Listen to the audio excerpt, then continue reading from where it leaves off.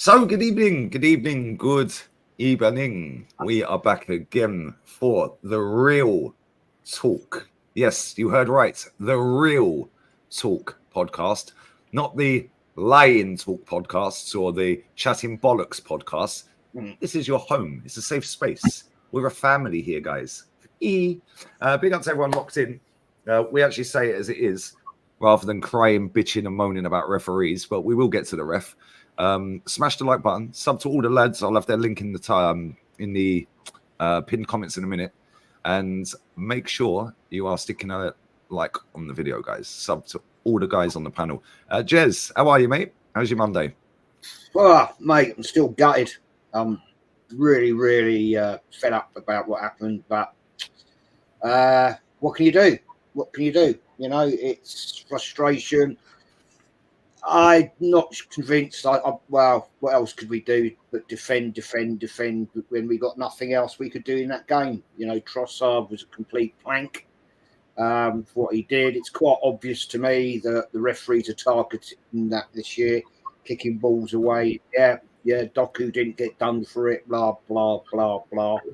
But at the end of the day, yeah, it's just heartbreak. We defended like lions, and sadly, we went to sleep in the last minute, and that cost us, sadly. And yeah, I'm actually gutted. I'm still gutted now, mate. I was gutted yesterday. I'm still gutted now. Spoilt my day, and it spoilt my weekend. But it is what it is. Nothing we can do about it now. Nothing we can do about it now, unfortunately, mate. We've just got a heads up, on to the next, as Arsenal would say. Kenny, happy Monday, mate. How are you? Yeah, it's been a bit of a weekend. I was at Wembley to witness Daniel Dubois give AJ an absolute hiding. And then that's the game yesterday. You know, who knew, eh? Who knew that the referees weren't going to give Arsenal anything? I mean, I only told you that referees are being sticklers on our players when it comes to kicking the ball away in the shithousery. I mean, you got to laugh at how our fans praise us for our shithousery and acknowledge it. And then when we get penalised for it, they don't understand it. I mean, shithousery, in effect, is actually cheating, isn't it? So be careful what you wish for. I mean, who knew that Timber was going to be play it right back and he's going to be the eventual successor to Benjamin White? Who knew, eh? Who knew that Trossard was going to be a pork chop? Who knew?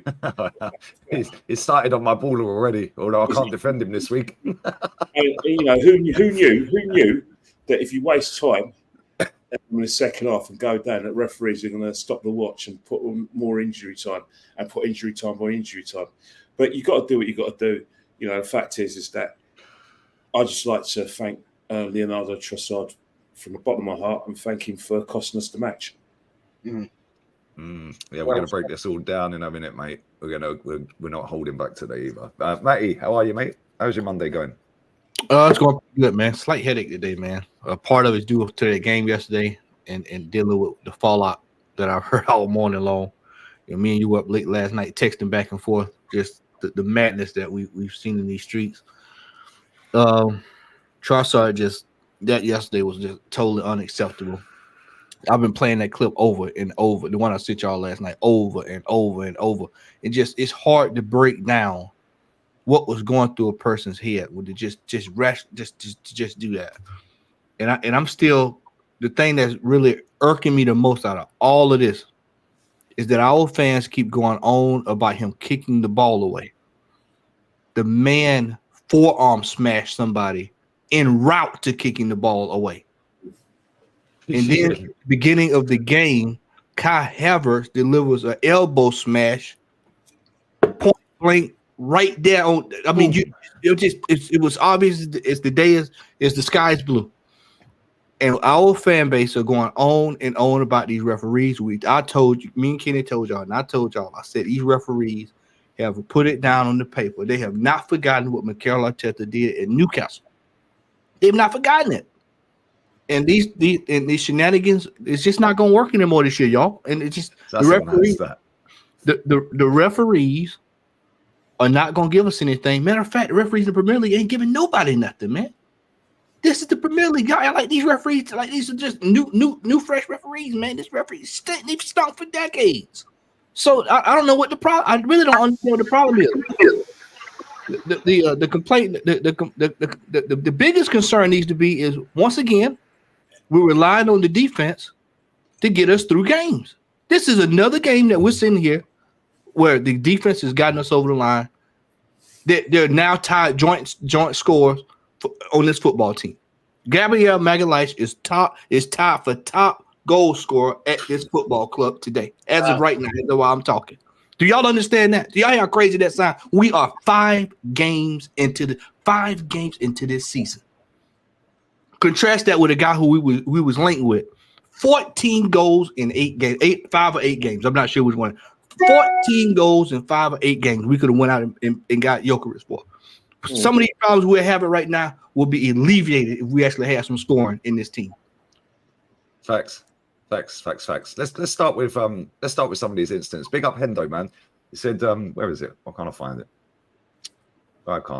it? Get these likes up, lads. All the lads channels and Kenny's Insta are pinned now. Sky Sports Ref Watch said 29 was absolved. It was Rodri that moved into Kai's path at the kickoff. That's very true. That is very true, Hendo, yeah. However, the way Havertz went like that, boom. Yeah, they deliberately went out to hurt him yesterday. You could see that. Just they deliberately went out to hurt him, and they've achieved their goal. And listen, we've grown up on the fights between us and Man United, even like with the big battle and all that with George Graham and Fergie with them teams. We got docked points that season. They got docked as well, I think. Yeah, we've seen Pizzagate where Seth's throwing pizza at Fergie. We've seen Roy Keane and Vieira and all of that. So I'm all up for like a bit of rough and tumble. But at the same time, the way our fans are celebrating this, yeah, have they not forgotten that Man City only spent 25 million in the summer? Zubimendi's got a release clause. They could quite easily go and buy him. And I guarantee he'd go there. The thing with them is if they want a player, they've got a certain fee that they'll go up to and then they walk away from the deal because they run their business properly. Yeah, and they've got proper people doing the business for them. The difference is, yeah, they can go out and do that in January. If we're top of the league, what are we doing in January? Oh, don't worry, we've got enough, lads. Yeah, the second one, the actual red card, I actually thought the foul was a red card. I thought it was a second yellow. Yeah, that's what I thought. I thought it was a second yellow, and he was very lucky he didn't get sent off before that because he kicked Kyle Walker. Yeah, Kyle Walker was jockeying back towards his own goal, right? Just going back towards his own goal down near the corner flag, going back that way. Yeah, Trossard kicked him, wiped him out. And that was after he'd already been booked. So, listen, he's a fucking idiot, Trossard. Yeah, but for me, yeah, we need to look at ourselves. And this fan base don't do that. And then this club don't do that. Yeah, I'm seeing pictures and videos of Erling Haaland and Jesus having a square up. Yeah, Haaland patting Arteta on the back and saying, humble, be humble. Yeah, be humble. Yeah, that's apparently Man City are rattled. Did Man City look rattled? No. They were rattled up until they equalised because they couldn't break us down. But did they actually look rattled at full time? To me, I'll get your views on it, lads. To me, that was a case of you still can't beat us at our ground. Yeah. Well, I don't know what you guys think, but that's how it looked. Two fingers up, mate. That's what that was. That was 2 fingers straight in your face saying, well, you did all right, boys, but at the end of the day, you've cocked it and we'll take the point back. So see you later and have a nice journey back to London. Bye. That's literally what it was. No, go ahead, Ken. No, you guys, because I was just looking at the comments because the comments. I've found my new toy. I've just looked at the comments, so I'm seeing anything that tickles my fancy. So far, it's just a guy called Frank saying, waffling for views. Frankie boy, just behave yourself. Just hear the podcast out, hear us out, and then you. Can I just put this stupid nonsense to bed about waffling for views? I get views every day, mate. Yeah, I had about 80,000 views on the watch along yesterday, and we were winning right until the death, and we didn't lose. And me, Ola, and Matty were sat on that second half, gassing up how well we'd defended. So what are you talking about waffling for views? If I wanted more views, real talk, I'd be saying it's an agenda. The refs are disgusting. Yeah, Man City are rattled. Yeah, we're the best team in the world. Yeah, there's no other managers better than Super Duper Mick, and I'd probably end up getting double the views every month, mate. In fact, I've got a personality unlike these other idiots, so I'll probably end up getting 5 times the views. So instead of what I'm going to have, we'd probably get about 1.2 million on this channel this month. Yeah, plus the other one, probably about 1.6. I could probably get about 5 million, mate, if I was waffling for views. But thanks for watching.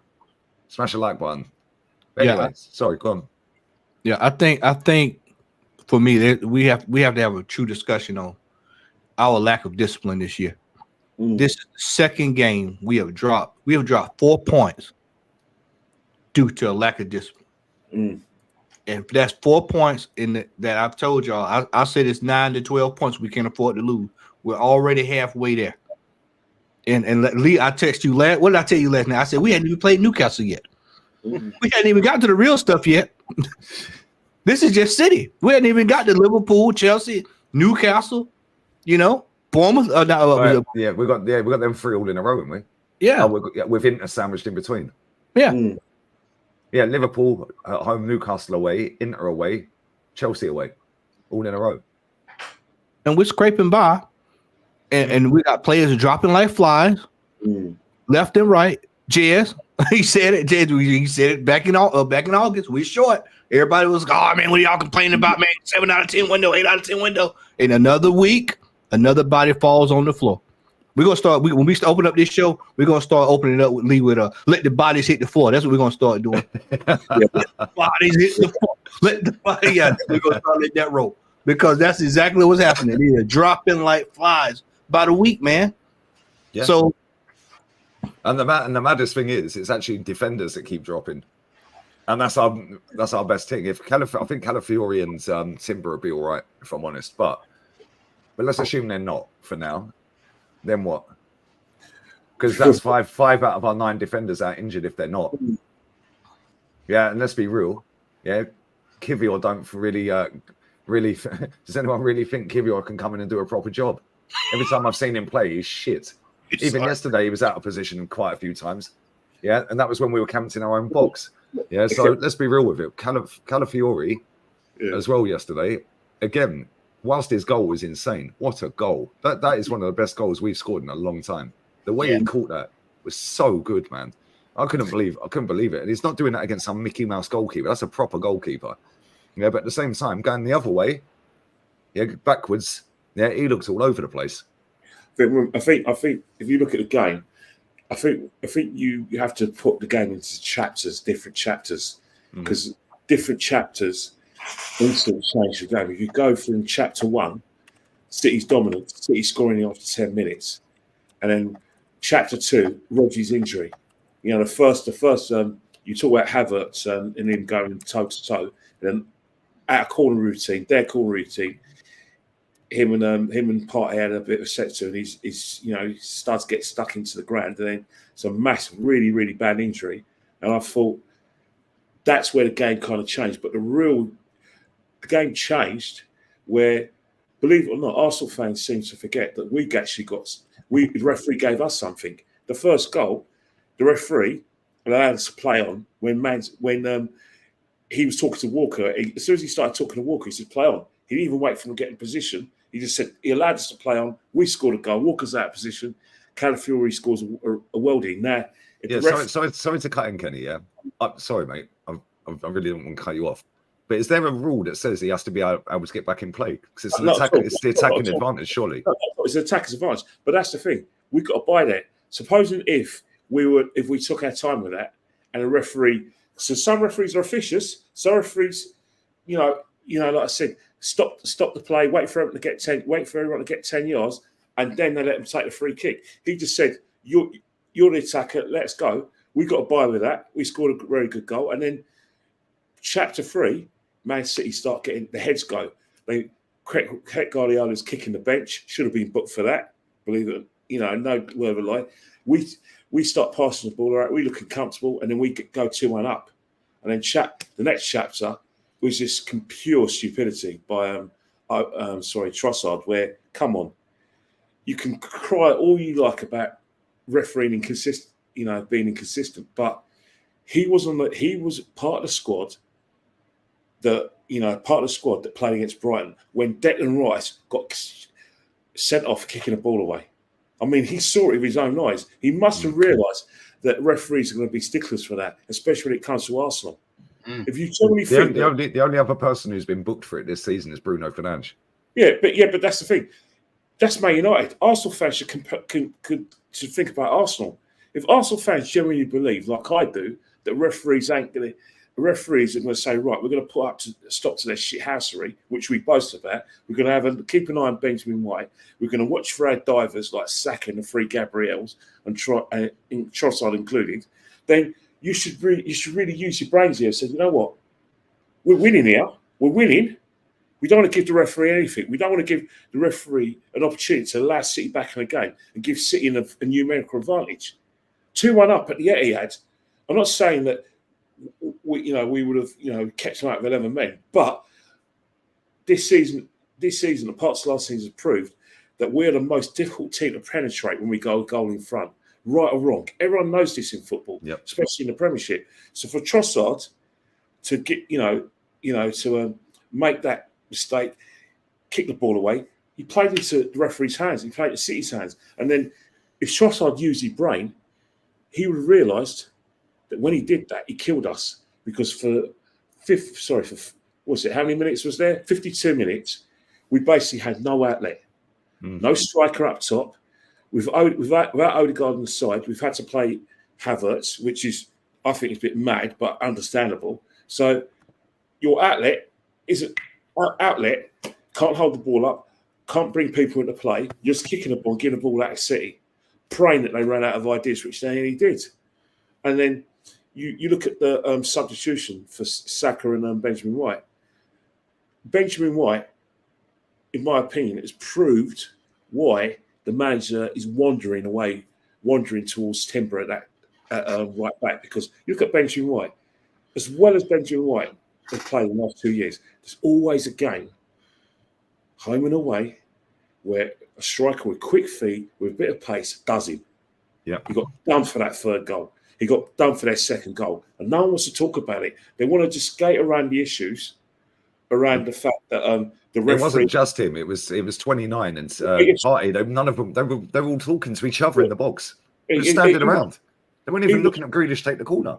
Yeah, but let's not forget, Benjamin White was brought on because Saka was struggling with Doku in that first half. Because Saka's game is to actually influence the game in an attacking point of view. He hasn't got Martinelli's pace, where Martinelli, as bad as he is defensively, he can get back and support his left back. Saka wasn't doing that, and that's why we brought on Benjamin White. So when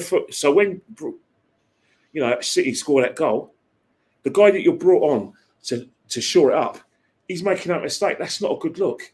Because trust me, when Timber is fully fit, I promise you, Benjamin White will be another Aaron Ramsdale. I promise you. Yeah. We said that all summer, didn't we? Said that all summer. Yeah, he's gonna get the Ramsdale treatment. Yeah, and let me grab these super chats real quick as well. Listen, there's nearly 800 people in here. We ain't even got 200 likes, lads. So come and get these likes up. Big up to Riku. I've seen people hoping Rodri injury is bad. Well, yeah, because they're desperate, mate. They're desperate.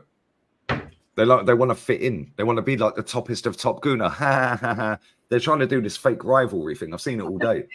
Yeah, she knows nothing, chatting bollocks again about rivalry. But what we're doing here, it's not a rivalry with Man City. Yeah, no matter how many times these people tell us it is. We're not a rivalry. You're only rivals with people you win trophies with. As Bernardo Silva this is what she said. Rivalries are back. City and Liverpool was a disgrace. You'd think Liverpool fans would hate City, but instead they run around there defending them like Pep is their daddy. So how was it a disgrace then when they won 7 trophies in that period? Well, that's what I was getting to. She's talking absolute garbage. But then again, no one challenges her. So because no one challenges her, it encourages her to go on and on and on and on.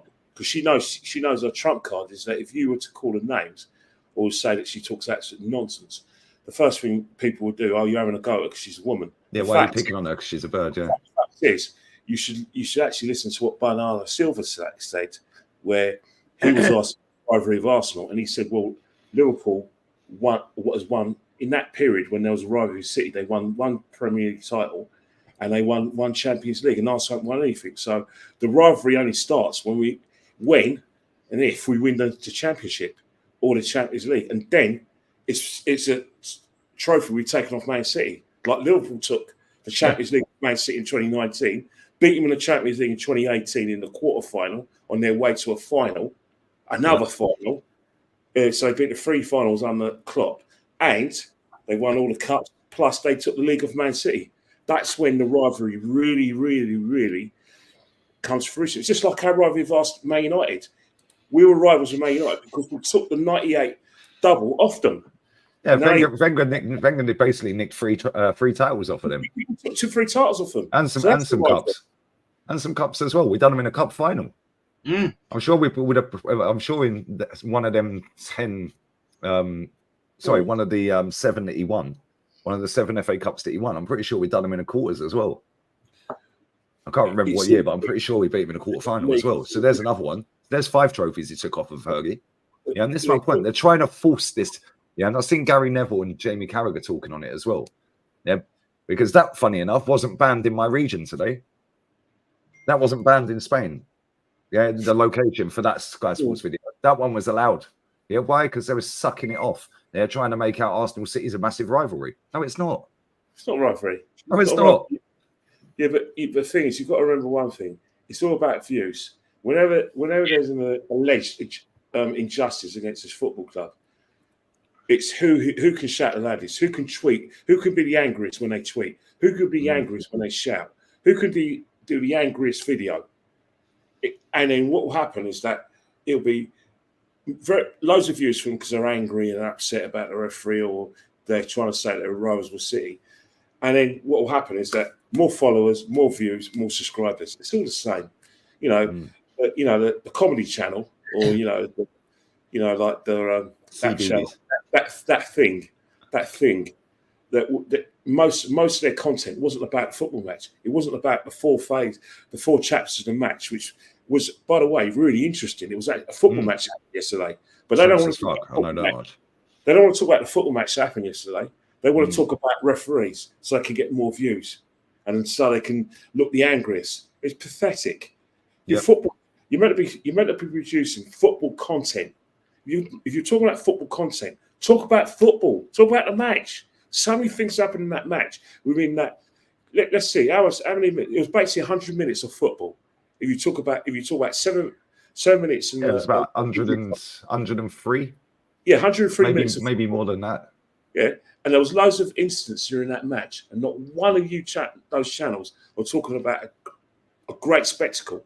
All they want to talk about is Michael Oliver and see who's the most angry. It's pathetic. If you're a football fan, talk about football, nothing else. That's exactly what it is. Let me grab these super chats real quick. Bless up to everyone locked in. Get these likes up, though. Come on, man. Get these likes up. Big up to Sam. If Arsenal don't win the league now that Rodri is out for the season, I'd say it should be sacked instantly. Big up to you in the panel and the chat. They won't be, though, because they'll blame it on our injuries. Yeah, because I'll tell you now, Man City could quite comfortably walk the title still, even if Rodri is out. Let's be real. I think that's only the second time he's played this season, isn't it? I think that's only his second game out. That's how many minutes he's played. They've got Gundo that can go in there. They've got Rico Lewis. And let's be honest, they probably ain't going to win the Champions League without him. Yeah, but they will also probably go out and spend money if it's serious. That's how many minutes of Premier League football Rodri's played. That was his second appearance. He came on at half-time in the other one. So he's barely played any games this season. They're top of the league.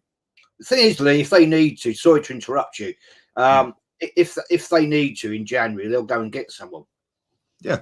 That's it. Because if it's an ACL, he's gone for the season. So if they feel they're in a situation that our challenge is falling down, they'll go and get someone.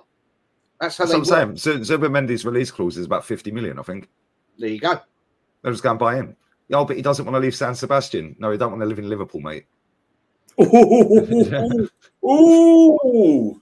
Yeah, Rodri's played 66 minutes of Premier League football this season.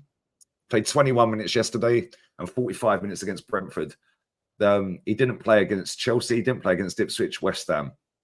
So they've played 2 of the top 6 their team so far, and he's played 21 minutes in them. They've slapped Chelsea up and they drew with us. They've won 4 and drawn 1 all season, top of the league.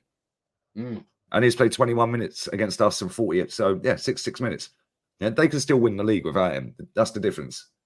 Yeah, because they've got Gundogan, they've got Rico Lewis, they can put John Stones in midfield. Yeah, and the way they dominate the ball so much.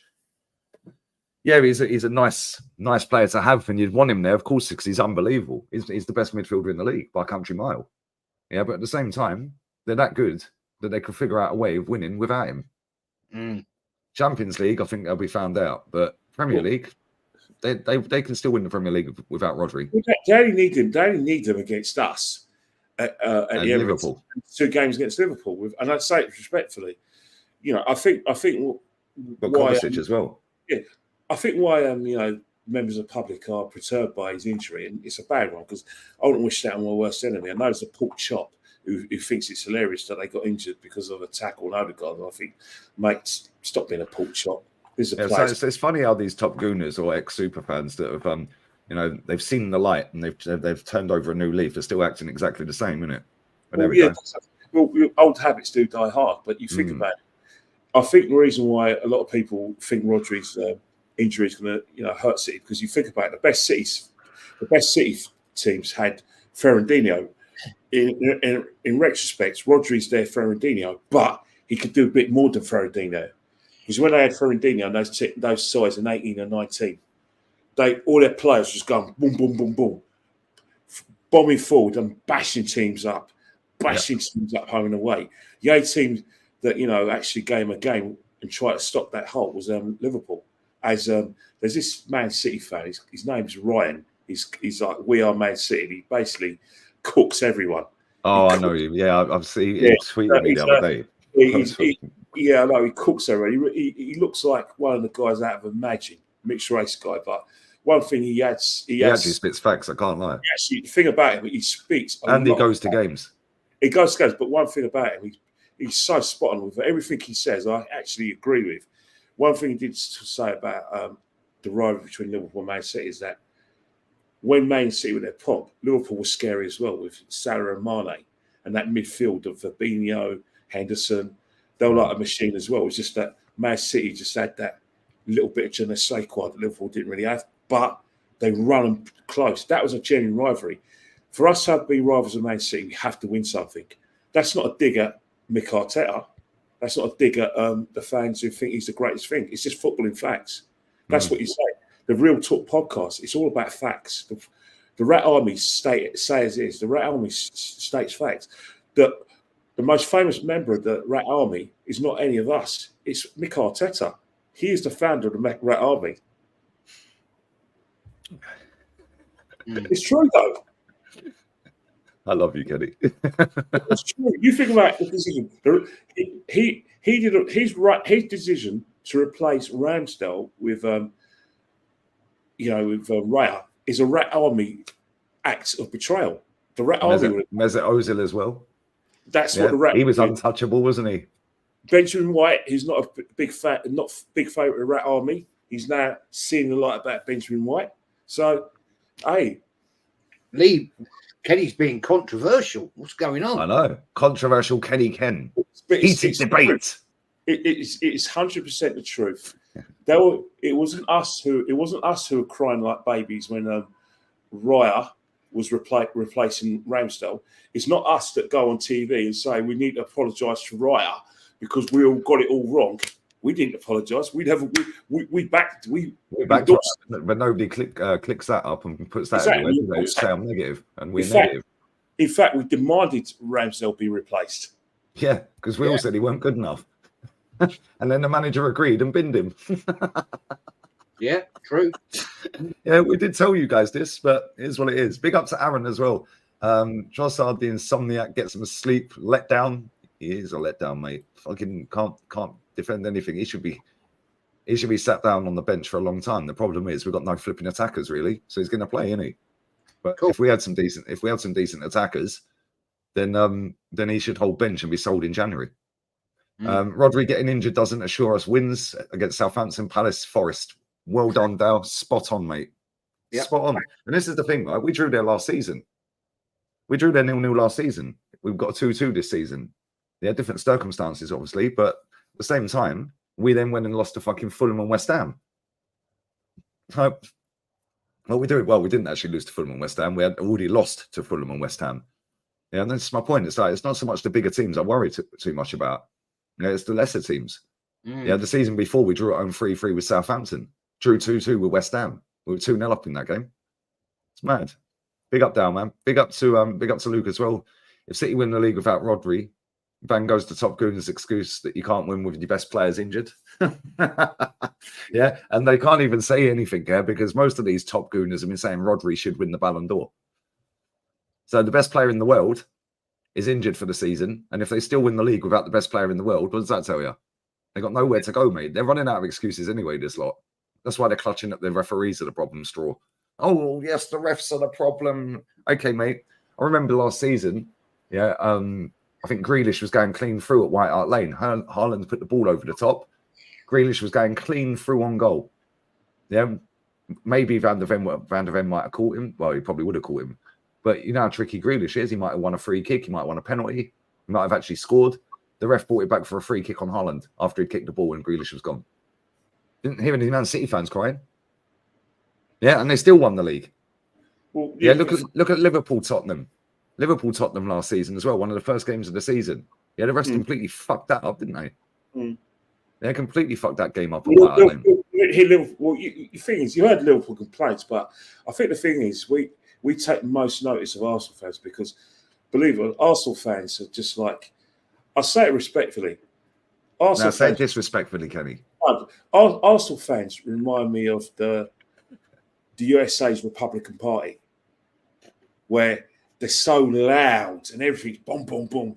You know, they're in everyone's face. Everyone knows who they are. They remind me of Donald Trump, our fans. Everything's against. They come up with the most crazy conspiracies ever that a normal person wouldn't come up with. I mean, you heard Donald Trump last week when he was talking about how a group of people eat pets. You know, that's some of our fans go on. You know what I mean? It's ridiculous. But the thing is, Arsenal fans need to, deal with facts. Let's just cut through the red tape. Let's cut through the crap. All right. The player that Man City will miss more than anyone else is Erling Haaland.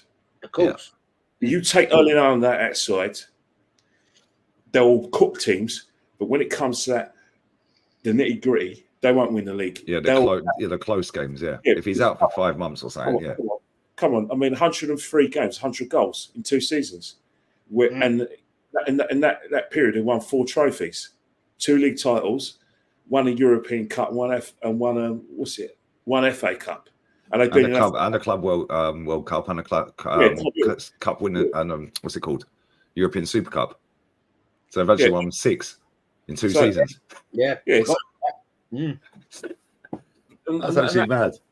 We have to go back to 2002, I think, to total up 6 trophies. 2005, maybe, I don't know. Yeah, 2005. But there's a bigger elephant in the room. Oh, 2004. Sorry, my bad. From 2004 to now, we've won 6 trophies. Yeah, but you know what? There's a bigger elephant in the room, but we haven't touched that yet, and it's scarier because it reminds us. Do you remember how we played before the calendar year to 2024 when Havertz was in the midfield, where we were scoring last-minute winners, we were relying on our athleticism to win games. We didn't have anything up top because Jesus was injured or was just shit. Let's cut through the red tape. It was just shit, and we were having to, score the winner in the last minute, either 4-3 or a 2-1, and we didn't have a clear style of play, and that was with an Odegaard in the team. Now you picture this now. No Odegaard, who's going to be out for a long time. We're going to play the same way, where our most potent attacker, whether we like it or not, Havertz is our best attacker. He's a player that should be starting games in that position, not Jesus, who's just runs around, but he might as well run around, do 50 laps and run at a brick wall. He doesn't hurt anybody. Whilst Havertz has a goal threat, can hold the ball up and brings people into play. Odegaard, most of the times when it's at home against shit teams, he plays a good pass. Against teams like Man City, I can tell you now, factually, Odegaard would have gone missing yesterday. Odegaard would have gone missing on Thursday. So we didn't really need him for that. But when it comes to the run of games, especially the home games we've got and teams we should be beating, he's going to be a miss because who we got up top? We're actually going to have to find a different way of beating teams. And I think that's the biggest elephant in the room. As well as we split around Havertz is, because as much as giving an ER, as much as you don't like Havertz, tell me what Dave Jesus has done. Jesus couldn't hit a barn door from a yard. So, you know, whether we like it or not, he's had more hairstyles this season than goals. And that's the thing. You've got to play Havertz up top because whether we like it or not, Havertz has been effective. Sorry, he's been effective. You can't deny it. Since the calendar year, there is a position until we get a full proper centre forward, Havertz is going to have to do up there. And then, if Havertz don't play, then you're going to have to pray that Jesus gets his act together. Because who else you got after that? Nothing. Yep, I'm going to grab these super chats real quick and let you guys crack on. Yeah, I need to piss off that. We finally showed backbone now. I've been telling Lee for years we need some thugs and bad boys. Imagine if we had Tony and Bruno or Paulinho in the team. Exactly. If we had Paulinho or Bruno, yeah, our midfield would be a lot better than it is, mate. A lot better. Big up to you, Vegas, man. A rivalry growing bollocks. City would be in Division 2 if it weren't for oil money. Where were these City fans before 08? I think it was just Big Steve, mate, and LB. I'm joking, City fans. I'm joking. Ooh, bitter comment. Big up, Dale, man. Big up to Sam as well. I wanted to say big up Jez, Matty, and Kenny. Huge respect to you, man, as well. Landing the truth just like me and Lee will. Come on, bless up, bro. Love. And big up to Unique as well. Salute to the legends on the panel. Salute to you, my guy. Appreciate the love always, man. I want to get your thoughts on this as well. Because we've seen Erling Haaland patting Arteta on the back and telling him, be humble, eh? Be humble, eh? Yeah, and then telling Jesus to go fuck himself right in his face. Turn around and saying to Lewis Skelly, who the fuck are you? And then we've seen Bernardo Silva's comments after the game. Do they genuinely look rattled? Like, honestly, real talk. Because I don't see it, guys. Yeah, I think they know they're not as good, or Pep will know they're not as good as they were when they did that title run-ins with Liverpool, where they know that they're good enough to do us every season, I think. Yeah, but the way their players are coming out, Akanji's saying, look, Arsenal look for drama and we will win the league again. I think the mind games have begun. Yeah, the mind games have begun, and we all know what happens when Arsenal are under pressure. We fold. And until that changes, I ain't going to believe it's going to. Although, in fairness, I will be back in one. Go on. In fairness, I thought our mentality at our defence until the last minute was exceptional. We weren't letting them get through. Yes, they're having shot after shot. A lot of those shots weren't actually doing anything. Raya was playing out of his skin.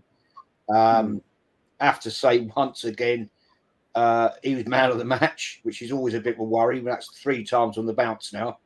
For me, anyway, that's man of the match. But we did defend like lions, but unfortunately, we just capitulated at the last.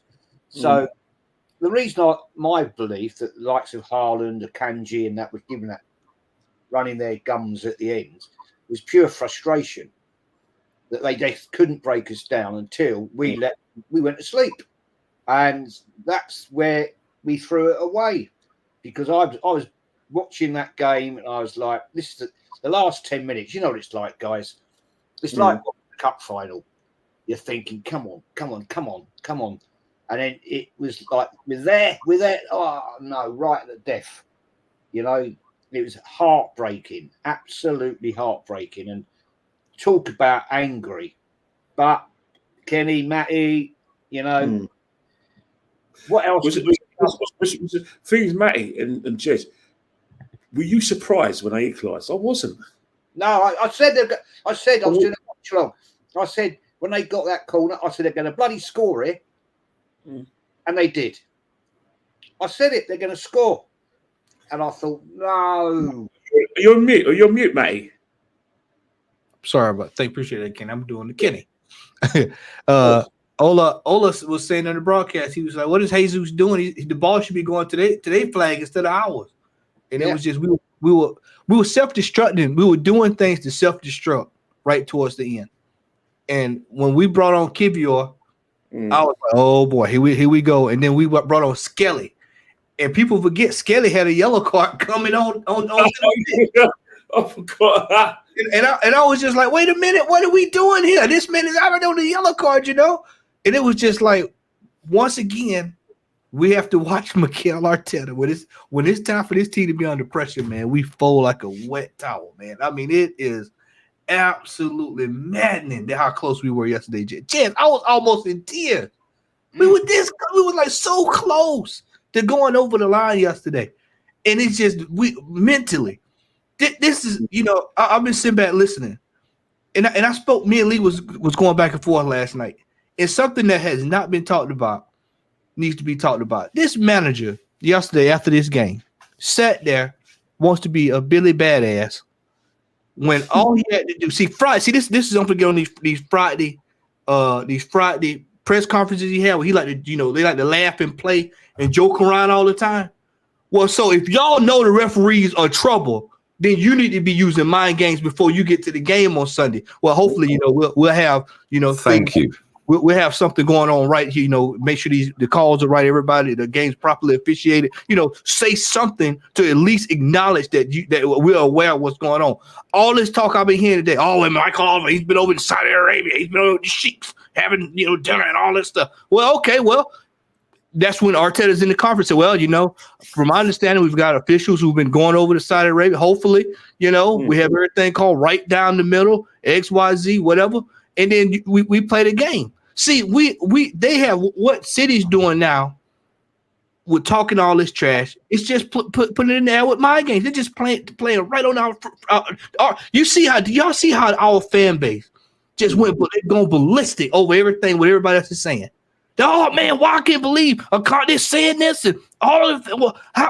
What is it? How can Haaland walk up to the manager and do that? How can he say? We had a chance in 2 years ago. We were 93% at the top. We could have did the same exact thing then. We could have did it last year. Remember how we was all mouth after we won the dinner plate last summer? Yeah, remember that? Remember that? How everybody was going on like, oh yeah, man, what's up now, City? Talk to me. Oh man, we can go all the way back to when we beat Jose Mourinho for the dinner plate. Oh yeah, man, yeah. But then when everybody else go and it's time for them to talk trash, now everybody got something to say. It's just like I was on the thread this morning on Instagram. They put up, you got City fans celebrating the draw. I swiftly replied, well, wait a minute now. 2 weeks ago, we were celebrating the draw against Brighton. So what's the difference? Arsenal fans are shot.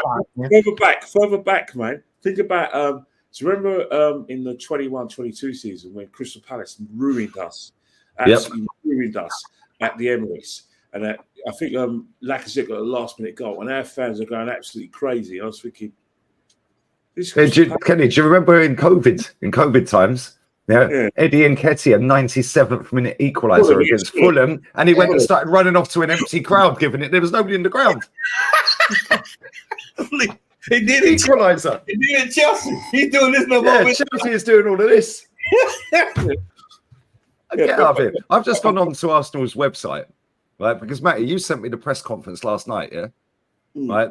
And I listened to every single fucking thing he was asked in that press conference after the game. Arsenal have posted out every word of Mikel Arteta's post-match Man City press conference. It's not every single word, mate, because they've chopped half of it out. Yeah, because the questions where they were sticking it on him, and they did stick it on him. Yeah, at the end of that game, at the end of that press conference, there was 4 questions. I can't play it, otherwise I'll get done for copyright. Yeah, 4 questions. He got rattled. Yeah, he got absolutely rattled. Yeah, them questions ain't in there. They've just put. On whether he thinks we could have won with 11 men. He said, I don't know. I have no clue. We could try for sure, but I can't tell you. That's 99 times out of 100. If you play with 56 men, the side with 10 men are going to lose. And you're going to lose by a lot of goals. I'm very proud. They've chopped some of this out. Lee, Not to cut you off, but I sent you something else this morning. Now, me and you both watched the Lyon and Marseille game yesterday.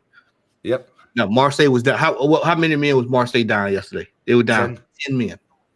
10 men. And mate, I swear to God, that winning goal, he's English as well. Why didn't we sign him? Oh, their brother's English? Yeah, the guy who scored the winner for Marseille is English. You know, they paid 50 million. They only paid 50 million for him. What's his name? They only paid 15 million for him. You know, he's on loan. He was on loan with an obligation to buy 15 million. Leonard, where is it? I can't fucking see it. Where are they? There they are. Johnny Rowe. Somebody put it in the chat. Jonathan Rowe, 95th minute winner with 10 men, and they had the man sent off after 5 minutes. By the way, yeah, he got 2 yellow cards inside a minute in the first 5 minutes. 4 or 5 minutes. Yeah, that game was 1-0 to Lyon. Then it went 1-1. Then then Marseille went 2-1 up. 93rd minute equalizer from Cherki, and then 2 minutes later they won. How did they win with 10 men away from home against Lyon? How's that even possible? So you can actually do it. Yeah, but what it is that again, it's a goal. It's a goal threat. The fact is that, you know, spot on, Kenny. As much as, don't get me wrong, if Arteta had a goal threat, he'd probably still play the right way, play that way. In his way, the right way, you know, sat on the lead. But the thing is with Mick Arteta is that you've got to give him a bye, because let's face it, if you're playing Kai Havertz up top and you've got Jesus, who you don't really rate that much, and you had him on the bench, and it's one of the things where I suppose you're going to give the guy a bit of a bye. But moving forward, who knew, when we were crying out for a striker, that in games like this, who knew, Kenny, I agree with your assessment, but you know what I'm gonna say to that this year? You're gonna hear me say this a lot. That's their fault. They knew that. Edu knew that. I've been saying all summer saying Edu knew we were short, and then he didn't go out there and do what was needed. Bodies left this football club. He never replaced them.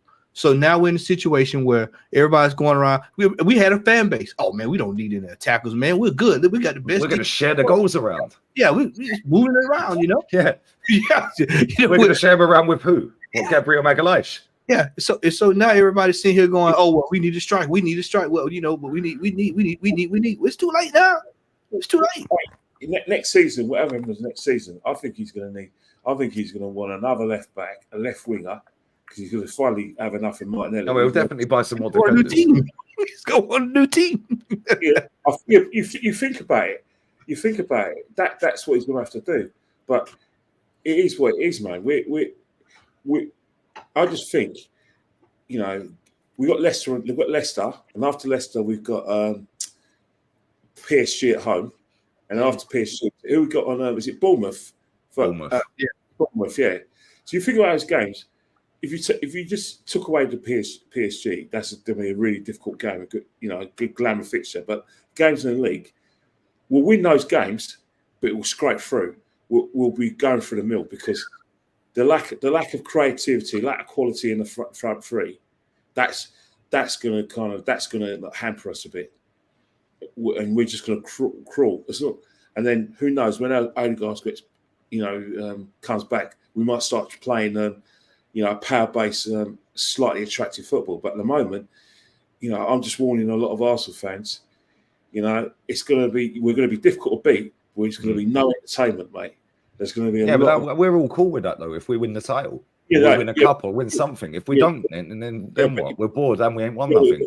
But Lee, when we played that last season, we weren't winning every game. We were dropping points and we're losing the odd game. And I see remnants of this season with our key players, with our quality up top. The same thing could happen.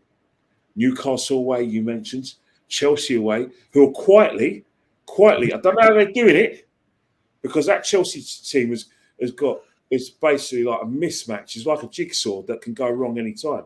I mean, there's no like discernible style of play. He's just basically getting all their players with pace to just hit teams on the counter attack. But the way Chelsea are getting the results, I don't know how they're getting them, but that's going to be a difficult game at the Bridge, November the 10th, because I don't think Odegaard's going to be back by then. From what, if he's got ligament, ankle damage, that's how long's that, Jez? 2 or 3 about 3 to 6 months. Oh, easy, right. Easy. Yeah, so that's 3 to 6 months. That's where we've got to find a way to play. Who knows? It'll be interesting to see if he has a look at Ranieri or any other player other than Havertz in that position. Because I'll tell you one thing: having Havertz in that midfield isn't going to work. It's not going to work long term. It is, Kenny. Also, we've got Bolton Wednesday night, and then Leicester, PSG, Southampton, Bournemouth. Right? Yeah. Southampton, Bournemouth, they're banana skins. We know that. We've been caught out there before. But I'll be interested to see what happens on Wednesday night. He's going to have to play the kids, isn't he? Well, Yeah. You'd think so, but then we want to win the trophy. Well, Nato's playing. Nato's going to play. No, Yeah. he's cup tied. He's cup tied. Is he cup tied? Yeah, he played in the second round for Bournemouth. Oh, right. All right. So And now Raya walks out the stadium limping yesterday. So let's hope he's all right. Otherwise, we've got who in goal? oh, God. What, the 16-year-old? The 16-year-old. Leading 16. All right. Ranieri's going to play. Skelly's going to play. I think, Jesus will play. Hey, they gonna get David Seaman. will play. Sterling will play. Sterling will play, won't he? Kivior will play. Yeah, Kivior will play. Skelly will play. Skelly will play. What about We're Sweet. running out of options. Yeah, man like Jimmy Sweet. There you go. Jimmy Sweet's not the club anymore. No, still heaven. Yeah. We could have Maldini. He can play at centre back. Enquiries will play. And where will play? There's a guy Jorginho there. will play. Yeah, Jorginho will play. Gangster's Paradise. No, He'll be captain, isn't it? Yeah, that's what I'm saying. Our squad's dead. Mm. Our squad's dead. Listen, if we sat here on these podcasts at the start of the season and said, "Yo, we could be fucked by the end of this fixture." Now, the fact that we're still unbeaten, fair play to them. Yeah. Fucking Cool. nobody's clipping that up, are they? Yeah, fair play to them. But at the same time, we need to figure something out, mate, because there's no way that we are going to go through the whole season like this and actually win something. Not with the amount of spot. Not with the extended European Cup, Champions League. I'm sorry, but those games, whether Arsenal fans like it or not, you have to play your best team in the Champions League. Especially now, you can't drop points. I mean, we dropped points the other night. Now we was talking about that league. We can't be for dropping points in that thing, man. You got to qualify to get over the line. These fixtures in October, the same way we talking about these fixtures, runner games that we just went through. Wait till we get to the end of October. Wait until we get to the end of October. This is gonna come in waves. We'll have a lull where we have a couple of manageable games, and then it's gonna turn right back. The heat's gonna be turned right back up in the kitchen. Yep. November as well, Matty. November as well. You think about it. I know I've mentioned this before on other channels and this channel, but you can't ignore the fact that London derbies are on the make or break of teams. London teams challenge for the title. That's why it's sometimes difficult for a London side to win the Premiership or previously League Championship because of the fact there's so many London teams out there. Because if you're an Arsenal, all the London teams want to beat you. They'll raise their game against you. Some of them not good enough to give you a game, but the fact they'll raise their game means you've got to work your nuts off to win those games. Those London teams have to be completely and utterly kind of like our West Ham were last season. Our West Ham, we beat them 6-0. Not all the London teams are going to be like that. We've got to go in November the 10th. Well, look at Brentford last season. We scrambled a win in last minute in both games. Hey, we put a kick for Palace. Yeah, Palace. Yeah, but you think about it. November the 10th, our away game against Chelsea, who are in good form. They're only in the, and I say it respectfully, they're only in the Conference League, and some of their best players not even registered for that tournament, so they can have a lot of rest. So that's going to be hard. And then West Ham, well, at the moment, it's going to be an easy game because they've lost every home game under Lopetegui. I think he'll be gone by the time we get to it. I did tell everyone he was shit. Yeah, and then, all right, a week after that, December the 7th, the wife's birthday, December the 7th, it's Fulham away, where Nelson's going to be, like I said, won't be able to play. We're ineligible. Reece Nelson, Smith Rowe's going to want to show us what we're missing. He's going to raise his game. Plus, they're going to raise their game as well. And then after that, the next away game is Crystal Palace. You know, whether we win or not, we've been. It's like Eddie. You know, Eddie's going to. Oh yeah, but we might get a rendition of the King of Zamunda again, mate. Oh yeah, I'm saying America. Yeah. and after that, it's Brentford again. So we've got all those games consecutively. So once again, and then we haven't even, if coupling with the intensity of the, Champions League games, trust me, mate, that squad was too thin last season. The season before that was too thin. And in retrospect, both, our squads probably cost us a title on both occasions.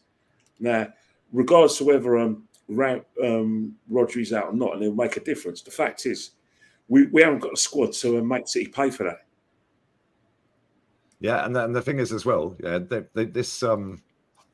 this club, we know that if we're near the top at Christmas, we know the chances are we ain't going to spend anything, because they'll go, oh look, we're still up there, we're guaranteed top 4 again. That's all they care about. All they care about is top 4. Excuse of the season, referees. Big up TB, bro. Go on, Jezza. Ramsdale will be up for it, and he's going to have all the Ramsdale sections applauding him. Oh yeah, and Friends of Aaron. Well, they've got a dilemma that day, Kenny. Friends of Aaron. There's no dilemma. There's no dilemma. What they're going to do is that it's the same thing with Smith Rowe. When both of them come to the club, Smith Rowe is going to get the sort of status quo song, Saka and Emma Smith Rowe, that silly song, and then Aaron Ramsdale will get that silly song as well, and it'll be a case of they want Aaron Ramsdale to have a good game, but we'll win. Same with Emil. They want Emil to play well, but we'll win. And if Emil scores, I'm sure they'll all take their shirts off, the Ashburton Army, and start cheering for him. The Ashburton Army, those hard men that are so scary. They even make me perturbed. All 16 of them. Exactly. And that's their age. Yeah. Kenny won't come and show us violence today. He's gone for He's on bro. He's on roll today, bro. But no, we've got Bolton tomorrow. Sorry, Wednesday. Like, I'm a bit like, I want to win that cup. Yeah, we've not won that cup fucking years. 1993, last time we won that cup. But does anyone genuinely think, that we, especially after, because we ain't going to put a proper team out. We've just gone through some of the names, so some of them are going to have to play. Some of the first team names. Yeah, maybe Ben White will start. Yeah, and he'll rest Timber. He'll probably rest Calafiori. I don't know if Zinchenko's fit. Tini and Tommy are both out. Yeah, hopefully David Raya's fit. Otherwise, we are fucked. We will lose. No, Neto playing that one. No, he's cup tied, Jez. Cup tied yet? He's cup tied. Oh, Neto's cup out. Yeah, he played in the second round for Bournemouth. Oh, yeah. Damn. All right, because we got him kind of last minute. I'll tell you about, because we were trying to get the Spanish goalkeeper from. Yeah, he conceded 4 the other night against Real Madrid. Yeah, I'll tell you, if you notice, and in the equaliser, he should have saved him. It's straight on. He's spaghetti hand. Hey, did you notice something about City's equaliser? You know what? You know what I knows about City's equaliser. You know when David Raya makes his double. You know when he saved that rebound of Watkins, and he saved the rebound from Retegui. If you notice that when he makes the save, he gets up pretty quickly. But yesterday he stayed on the ground, and that's why he wasn't able to stop the scuffed shots. If he gets up pretty quickly, he saves that. He saves the scuffed effort. He either palms it or palms it over the bar. Yeah. So because when Stones hit the equaliser, he was on the floor. He wasn't able to react. Our defenders tried to react. They deflected it and went into the roof of the net. I do think that David Raya was able to get up pretty quickly. It's 2-1 Arsenal, different podcast. 100%. And we'd be set top of the league. Yeah. Fact. But it is what it is. Before we wrap this up, let's see if there's anything else going on. See if there's any other Arsenal news stuff. Because I'm going live in a minute. What time is it? Yeah, I'm going live in about 20 minutes, half hour. Lee, what would you do if that manager roll out Setfoot on Wednesday, man? Is he even at the club? Because I haven't seen him yet. The lad we bought from Ajax, but the one that was on the bench the other day, I've never heard of him. He's 16. That Setford guy, I think, come from Ajax, didn't he? We bought him from Ajax. I wouldn't put it past his manager, man. What, a goalkeeper? Yeah, Yes. we bought a goalkeeper from Ajax for 1 million. We ain't seen him at all. He's injured. Oh, is he injured? Jesus. Yes. He's injured too. Jesus. What? He's an England under-21 international. That's him, yeah. How'd he get injured? Apparently he's got a side strain. Fuck's sake. So the goalkeeper, Jack Porter, his name is. If Ryan's injured, we're having Jack Porter in goal. Unbelievable. This club never makes the season. You can't make it up, can you? You can't make it up. You can't make it up. You gotta laugh to keep from crying. This guy ain't even got a picture on. He got the great avatar. Yeah, he's got the grey avatar. Look, Yeah. he's just turned in July 16. Jack. He was on the bench for Atalanta away. He Jack was. Yeah, he was. Yeah. This guy, yeah, was on the bench. Atalanta away. Mm. Just delete the club, innit? Just delete the fucking club. Honestly, right. Let's hope Ryan's fit. Yeah, put the dog in goal. Right, that's a fine. That's another fine every week. This is becoming a regular occurrence, Kenny. Every week. I'll tell you what. Tell me I what. might have to get Kenny out there. You know what I mean? I'll have to stick Actually, I don't know. I can feel the goal. Yeah, you could go in goal. Yeah, you could go in goal, Kenny. That's not a bad shout. I've actually got some gloves. I've actually got gloves and a bag here, and I've got some Astros. So they're gonna have to, get me some boots. Obviously, I want the best ones. Yeah, I prefer a bit of Nike. Yeah, Nike's a nice thing. He wants to the 90s. Yeah, definitely. And my goal kicks walk past the halfway line. Unlike Mark Bosnich when he was at Man United. That's Wolves Goals that said it, by the way, not me. Oh, this is wild. Now this is crazy, man. Seriously, this football club, 800 million deep. 800 million deep. This is what I was telling you yesterday. We out there. I said, just think about it: $800 million, and we are still scraping for bodies. Hey, good at ER. Yes, Seth is calling me because he's gonna. Apparently, he's sent me a letter, basically to stop blackening his name. Stop, like I said, just talking to him in a libelous manner. And stop saying that he was already decided to go Chelsea above Arsenal. So basically, if I don't retract that statement, he's going to take me for everything I got, which is nothing. Nah, man, it's mad. There, let's see if there's any news before we wrap up. Let's see if anything's come out that we need to know about. Edward, my passing out from the back is brilliant, mate. My feet, I've got beautiful feet. Like I said, Edu, I love him. Edu, I love you, Kenny. I've got a good range of passing. I'm actually quite as good as Gravy Ray. I've got a good long pass. They used to call me like the Arsenal's version of Ben Hoddle with me long passing. So yeah, I'll be finding played out the back. Gabriel Magalhaes says we're waiting for them at the Emirates. I bet they're shitting themselves. Yeah. Nothing really else going on. Nothing at all. That's about it. Unique 79 says, "Can you imagine me at setting back?"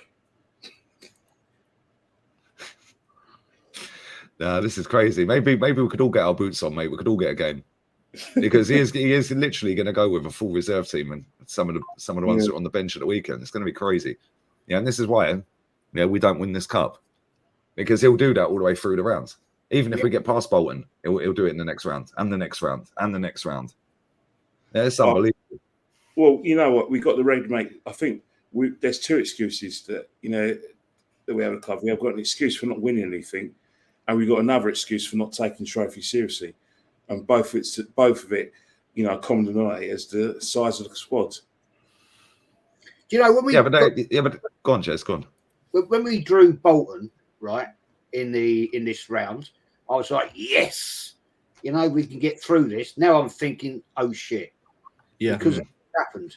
Because I'm looking at this squad, right? I was looking earlier actually, and I'm thinking it's the squad from yesterday, right? I'm thinking, who the hell are we going to play where?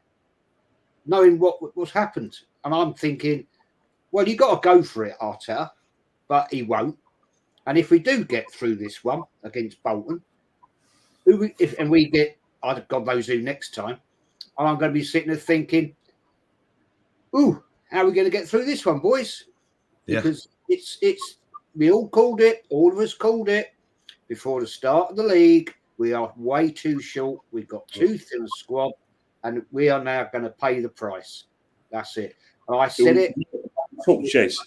Two injuries away from capitulation. Go on, Kenny. You know what it is, Jez? Money talks.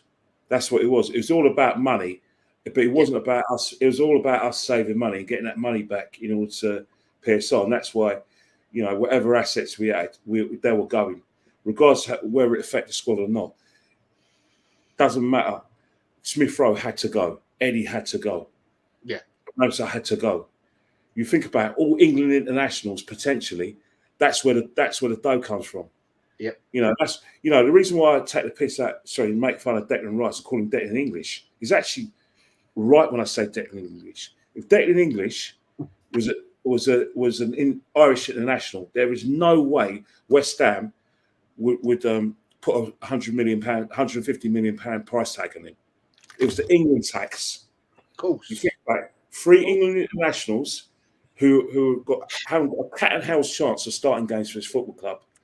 The best way to get the money back was get them out. No matter what happened, no matter whether it affects their squads or not, they had to leave yesterday. And that's what happened. That's what it is. And we never went out and replaced any of these players. Nope. And he's on form. And Reece Nelson is on form. Yep. They are rolling over there, Fulham. Yeah. And we're going to find out, aren't we? Literally. when he pointed Jesse, they come right back and do us in, including the King of Zamunda. He pulls into town. Are you going Wednesday night, Kenny? Oh no, mate. There's a few fans that will go who will go to everything. Sometimes they'll go to an opening of an envelope. But me, I see the League Cup games as an opening of envelope. I went to the League Cup game about 26 years ago and regretted it. Trust me. It was only me and a few people in the ground when we played Preston. That's when Carney scored a worldie, but no one was there to celebrate it. It's always a different crowd as well. A lot of the season ticket holders don't bother. No, not at all. Oh, well, I think the prominence, what I call the VIPs amongst our fan base will be there, so I want to be able to talk about it on camera afterwards. Yeah. No, hang on a minute. Hang on. I don't know who you're talking about, but I'm just going to say this: there'll be people there that say this cup is below us, right? Yeah. But they'll be there. They'll be there doing their cams, of course. This cup is beneath a club like Arsenal. Yeah, we don't want them little man cups. Yeah, that's the thing. It'll be the VIP fans will be there. They'll be there. VIPs. Yeah, I know what you mean. The Beneath Us Cup. The Beneath Us Cup. That's exactly what it is. The Beneath Us Cup, apparently. Yeah. So, yeah, we won't. Same ones that celebrated us winning the Charity Shield last season. We don't want to win any silverware. That's not what we're in this for. We're not here to win shit. We're just here to get a get along day and have a nice day out and talk absolute dog shit. That's it. Man said, do you think City will buy someone to replace Rodri? Probably. Zubamendi. Wouldn't surprise me one bit if they went and signed Zubamendi. No, I wouldn't. It wouldn't surprise me one bit if they went in for Bruno Guimaraes as well and paid the money. You know what? Yeah, I think one of them too. I don't think they will. I think they will have. I think what they do is that they will use Kovacic and then promote from in their youth squad. That's what he'll do. He's that type of manager to do it. Yeah, maybe. And just get to the summer and then have a big summer. Yeah, because they only spent 25 million. Yeah, whatever happens, right? Pep standards are not going to drop because Rodri's out. He's still in demand excellence from that team, and so are their fans because they're used to winning. He's just I'll say it respectfully. He's just a body that can't play, who they're going to forget about. But the mission is always going to be we're going to win the league. And if they don't win the league, their fans are going to be uproar. Not because Rodri is that, because their players failed. Because they're not ambitious City fans. Their mission is to basically out Man United. Yep. It's not about us. It's not about Liverpool. It's basically doing everything Man United did under Sir Alex Ferguson and Sir Mark Busby and doing it their way, not just emulating it, surpassing it. That's all they care about. It's all they care about. Yeah. Yeah, fact. It's not about Arsenal. It's not about Arteta. It's not about, Arne Slot. It's about basically, the end of the day, whether City fans like it or not, they still got this kind of inferiority complex about Man City. They still haven't forgot how humiliating it was for Man United to have that success. Can you imagine it? Man United won the Champions League in 1999. They won a treble in 99, and City was struggling to get out of the third tier of English football when they beat Gillingham on penalties. On penalties in 99. Man United was parading around Manchester with the treble. Nicky Weaver saved a penalty, and he was running around like a headless chicken whilst Man United were winning the trophies. City fans haven't forgotten that. Well, true. Very true, man. Very true. They see us as a detour, a call, they see us as just as basically, I've got to go down this street again. I've got to go through. Yeah. Listen to Man City fans. Listen to Big Steve. Listen to this Ryan guy. We are Man City.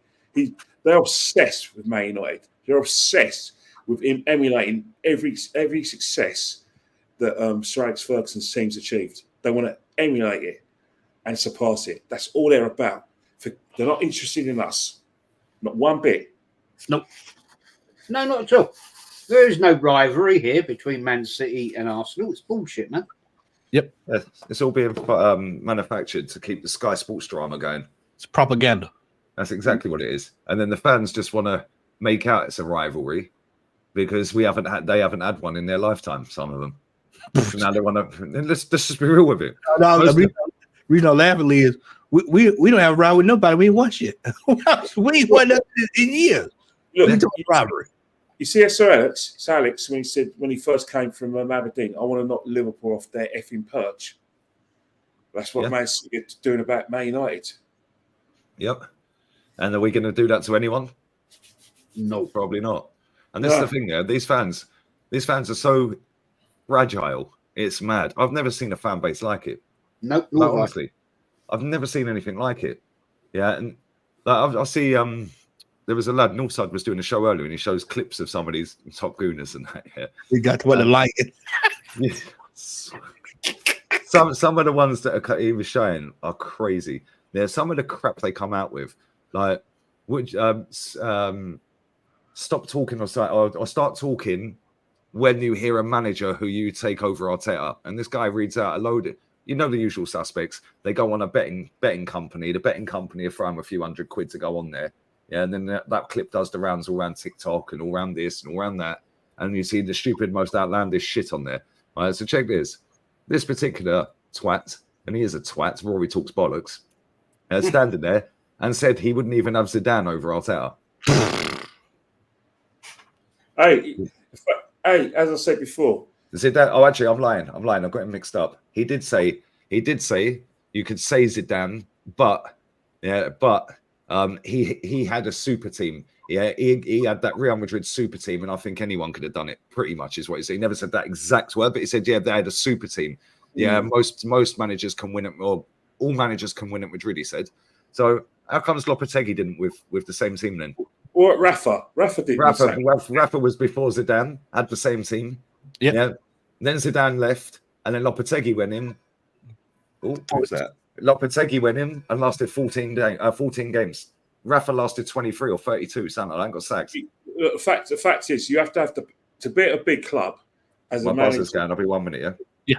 If you're a big club as a player, I always thought that when players went to Man United under, you have to have the personality to be able to play at Man United. You have to have the personality to manage there and be successful there. The same Real Madrid. You have to have the personality to succeed at Real Madrid. You've got to be able to say, this is my stage. Cristiano Ronaldo went to Man United and Real Madrid and said, this is my stage. I belong here. Eric Cantona, this is my stage. If you don't have the personality, clubs like Real Madrid and Man United, you will not do well. David Moyes did not have the personality and the belief in himself to do what Man United. And he threw into it. And that's the thing. Mourinho, Mourinho had the personality, the belief, and for Man United of that standard, he won something. So did Van Gaal. Ten Hag is probably the most arrogant manager out there, but he believes that he believes in himself, and somehow he's won 2 trophies. Very true. Yeah. I was just going to ask you, Kenny. Wednesday night show. Do you want to do it Wednesday, just before the game? Hey, no problem, mate. It's only Bolton. Check up. I don't know if you're about, Matty, if you're around, if you're joining. Yeah, I'm in, man. We've got a hurricane coming this way, man. So I'm not doing much anything. Hurricane on the way, bro. So I'm gonna be trying to get all my business done between 9 and Tuesday. The last hurricane in your part of the USA was Hurricane Katrina. Yeah, that was in 05. Yeah, that was the 05. Now we had something new. That was in Louisiana, wasn't it? Yeah. So New Orleans, Louisiana, New Orleans. That's right. Yep. Yeah, devastating, isn't it? Absolutely devastating. Yeah. George W. Bush didn't turn up. Yeah, he didn't show up. Yeah, he didn't show up. Yeah. George W. Bush. That was chaos back then, boy. Yeah. I've got I'll be doing something this evening. So, Jez, if you're around 5, well, it'll be 10 UK. That's if you're not eating supper. Yeah, come through. 6 o'clock Wednesday. Then that'd be cool. When are you live at 10, May? Today? Yeah. I'll jump through. Yeah, I'll jump on. That's 10 UK time, yeah? UK, yeah. Yes, that'd be 11 here. Yeah, the football would be done by then. Yeah, it would have just finished. I'll jump on. I'll drop the link. Y'all come on through. Yeah, send me the link. I'll jump on for a bit. Yeah, I'll jump on, Matty. There you go.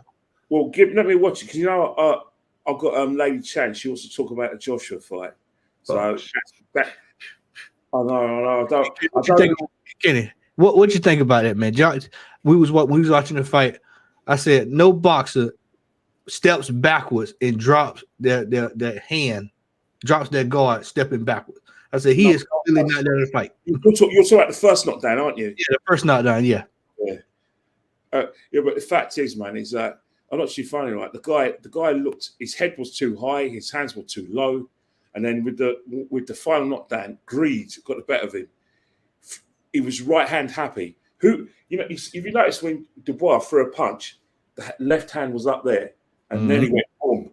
Yeah. When Joshua got greedy, bang, bang, and all of a sudden, he hand low, and he was about to throw the uppercut. The guy who's got his guard up, just straight down the pipe, straight down the onion bag, knocked him out face first. I did watch it because it was on. I pay for Bing Sport, don't I? And what? Was it live there? It was on there. Yes, I thought, well, I've paid. I'm not going to pay on Sky 20 odd quid, and so I watched it on Bing Sport, and quite enjoyed it actually. You know what else I saw there? Obviously, I saw some great fights, but I got to see Liam Gallagher, and believe it or not, he wasn't as bad as people made that. There was problems with the speakers when he was saying sometimes if you didn't look at the screen and you actually looked at him on the stage, there wasn't a problem. But it's like when you go to live music events, when there's like speakers and there's like I said, the screens, the voice and the music don't match up. They shouldn't have screens at big events like that. But at the end of the day, he got to sing Lee's favourite songs. Unfortunately, he didn't sing Wonderwall because I know that's one of your favourites. Yeah. Do you like Oasis, Kenny? I have to admit, I did like the battle between them and Blur in the 90s. I actually liked the way Liam Gallagher posed a lot, and I liked the way Noel came across. But the sad thing about it is that after Britpop, we the reason why I got angry with Britpop ending, we had to put up with Spice Girls. Yeah. And I'll never forget, never forgive Britpop for ending, because Which one was your favourite Spice Girl, Kenny? none of them. I couldn't sing. Okay. Let's put that to bed then real quick. I know yours was what's the name? Baby Spice. Baby Spice. She was tidy. Oh, Yeah, mate. that's the one for me. Yeah, There you go, Jez. See, even Jez has got his favourite Spice Girl. Yeah. What about you, Matty? What was your favourite? Mel B, man. That was a I bad woman. knew it. I knew you were going to say that. Yeah, that was a bad woman, boy. She was a bit of a badass, wasn't she? Yeah. my missus and the girls back in the day when they were about. She drove to Paris to go and see them play. No way. No way. That's mad. Yeah, thought you're mad. Drove to Paris. That's crazy. Yeah. That's the thing. You know, it's the like the verb you use. Drove to Paris, mate. Drove all the way towards like Dover. Got on a ferry and been. Oh my god! Back in a day, there and back in a day, and I'm thinking, are you fucking mad? Fair play, Dave. Fair play. They made their money, innit? Kenny, did you get a chance? Did you see? I know we're waffling now. Did you see Darwin Nunez's goal on Brilliant goal. Goal. He's right. Can you imagine it? He misses sitters, but he scored. But he can still score worldies.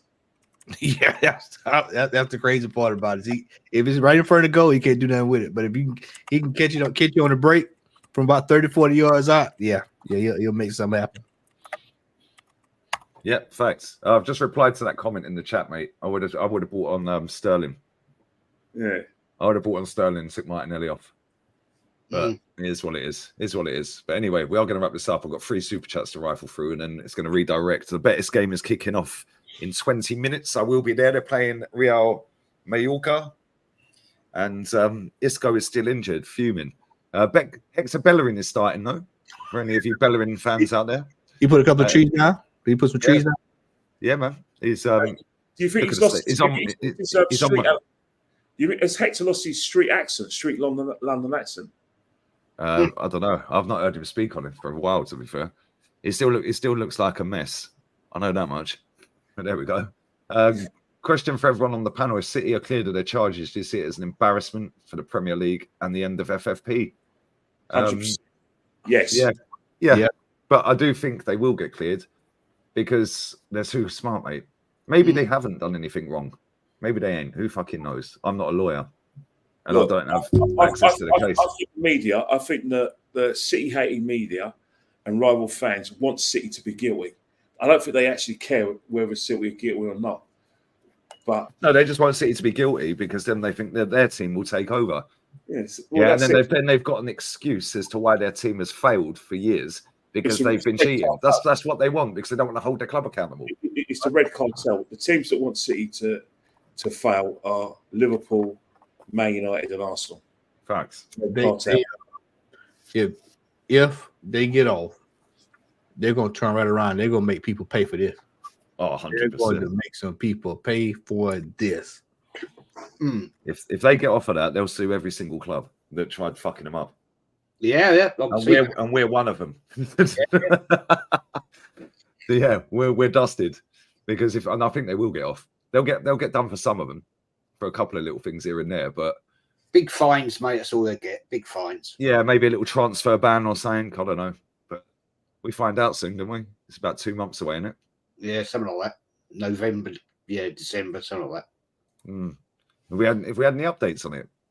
Well, that started last Monday, didn't it? As let me know, the fact is that I think what fans are more rattled about and what the media is more rattled about is that it's done in secret. They want it to be a public. They want it to be like Crank Hall. You know what I mean? Yeah. Do you remember that? Yeah. Crank Hall. Yeah, they want a bit of Crank Hall where they'll be guilty before they'll be found innocent. And you know, fair play to the Premier League. They're doing the right thing. You know, let's do it legally and fairly, and whatever decision that's reached, you have to accept it. But to do it, you know, for them to do it in the public gaze, they're not going to get a fair trial. It'd be like Judge Judy, mate. The old that program. Oh, she's- Judge Judy. oh, we got to love Judge Judy and her. What is it? Judge Wapner. Fuck it. People's Court. The People's Court. Yeah, People's Court, remember that back in the day? A top sports. This is today, yeah. This was actually 2 hours ago. A top sports lawyer has said that points deduction should be the last resort for clubs found in breach of financial fair play. His name's Nick DeMarco, who's made the headlines for representing Leicester City in their successful case earlier this month. He's given his thoughts on the punishments handed out. Resume it, can't see. He said, I still can't fucking see. There we go. In my views, things as important as promotion and relegation should be determined on the pitch. It spoils the game to be determined by people like myself, lawyers, accountants, and ex-lawyers, and arbiters, etc. I'm going to make my money out of it. That's my business, but I don't necessarily think it's right. Yeah, as a football fan, I really do think points deduction should be a very last resort for looking at these breaches. Yeah, it becomes a routine starting point. And I do think that spoils a lot of fun and entertainment of the game. Well, the game's about winning. It's not about fun, mate. I still see the argument for points deductions because they could be the best way to readdress sporting advantage given the most obvious flaws and financial penalties. If you're a very wealthy owner intent on just spending anything to breach the rules, you're not going to worry too much about a financial penalty. But I still think the points deduction should be a last resort. It's the thing, yeah. Points deduction does kind of fuck up a lot of things, doesn't it? Well, it depends if you're an Arsenal. Would you want to win the league when it's handed to you on the plate, or do you want to win it on a pitch? Oh, I think our fan base would take anything right now. Yeah, well, I can tell you from what I heard last Friday. We got fans. I'll take it if they leave. Hey, well, it's ours. We'll take it. I prefer to win. I would like to beat them to win. Who's going to go on a parade? Who's going to go on a parade? Oh, they'll be on the parades, Kenny. They'll be trying to claim back the two last seasons as well. Titles. Kenny said, "Who will be?" Bro, we have Arsenal fans putting on Tottenham kids. You know they'll be down there for that parade. You know what, Matty? You took the words right out of my mouth because the other day you reminded me that. Trust me, mate. Anyone will pull their trousers down for anything if it means they'll get what they'll be in the parade. They'll definitely be in the parade. They'll be front and center. They'll be on Sky Sports that day. They'll be on BT. They'll be on Talksport. They'll be everywhere. Boohoo man, we'll be with the Boohoo man. Yeah, man. we're in an era where anyone will do anything for a few views and a few likes and a few followers and a few bucks. That's the the era we're in at the moment. People will do anything.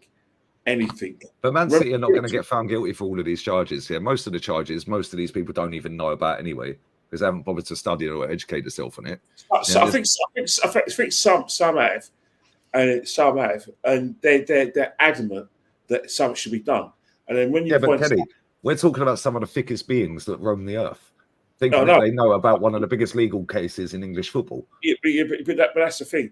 The first thing you say, well, Man City outmaneuvered UEFA. The first thing they'll say, well, it was because there was something to do about statute limitations. There's no statute of limitations with the Premier League, so it's a different kettle of fish. That's what they'll tell you.